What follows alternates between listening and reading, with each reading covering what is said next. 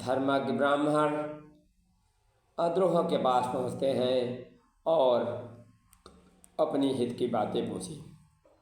द्रोह ने कहा, धर्मज्ञ ब्राह्मण, आप पुरुषों में श्रेष्ठ वैष्णव के पास जाइए, उनका दर्शन करने से आपको इस समय मनोरथ सफल होगा।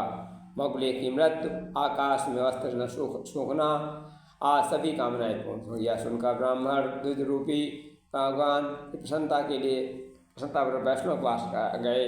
वहाँ पहुँचकर सामने बैठे शुद्ध हृदय वाले तेजस्वी पुरुष को देखा, जो समस्त शुद्ध लक्षणों से संपन्न और तेज से दीप्तान थे।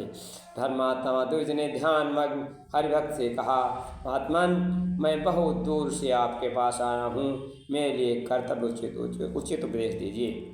वैष्णव ने कहा, देवताओं में श्रेष्ठ भगवान विष्णु तुम पर प्रसन्न हैं। इस समय तुम्हें देखकर मेरा हृदय प्रफुल्लित हो गया है, अतः तुम अनुपम कल्याणकारी भक्त होगे, तुम्हारा मनोरथ सफल होगा, मेरे घर में भगवान विष्णु के दर्शन होंगे।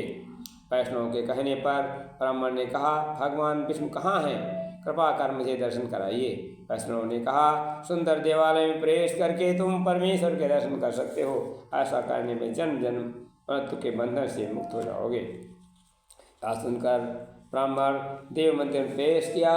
वहाँ विप्र रूपी भगवान के कमल आसन विराजमान देखा।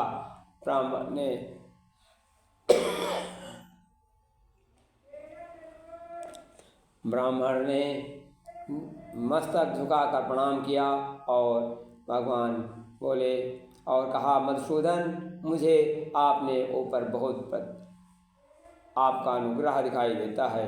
भगवान बोले, भूदेव, तुम्हारे ऊपर मेरा प्रेम सदा ही बना रहेगा।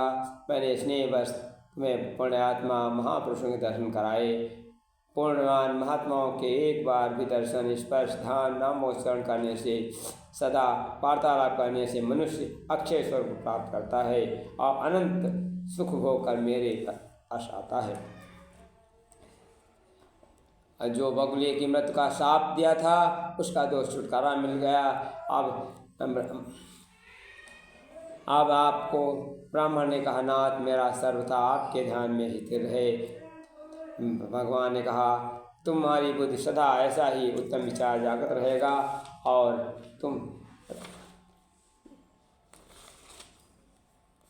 दुष्शेष ने कहा, नाथ, आप कृपा मुझ पर प्रसन्न हुई और संपूर्ण लोगों को एकमात्र करता रहता है तैसी ब्राह्मण तुम।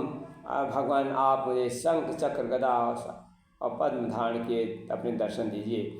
भगवान ने उसी भांति उनको दर्शन दिए और सफल हुए। और उन्होंने कहा, हे ब्राह्मण, पहले तुम मोहवश पिता माता की आराधना करना भूल गए थे, इसलिए पहले जाओ एक वर्ष तक अपनी माता पिता की सेवा करो, तभी आपका कल्याण होगा।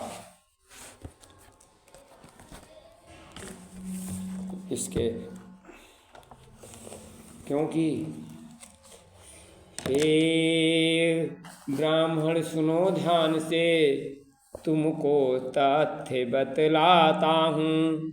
सब धर्मशास्त्र जो कहते हैं वो मर्म तुम्हें समझाता हूँ। मैं हे विप्रवर, हे द्विजश्रेष्ठ विप्र, सुनिए अब तुम सबको ध्यान देकर सुन लो। जो कहता हूँ उसकी गरिमा तुम अपने मन में ही गुन लो। जहाँ माता पिता पूजे जाते उस घर को मंदिर कहते हैं। है वह धरती का स्वर्ग और जहाँ पर देव सभी वहाँ रहते हैं। है जन्मदाता वे ही अपने वे पालन पोषण करते हैं। बच्चों को सुविधा देने को वे स्वयं दुखों को सहते हैं। वृद्ध जनों का जिस घर में होता है सम्मान, स्वयं लक्ष्मी रहती वहाँ वह घर स्वर्ग समान। धन्यवाद।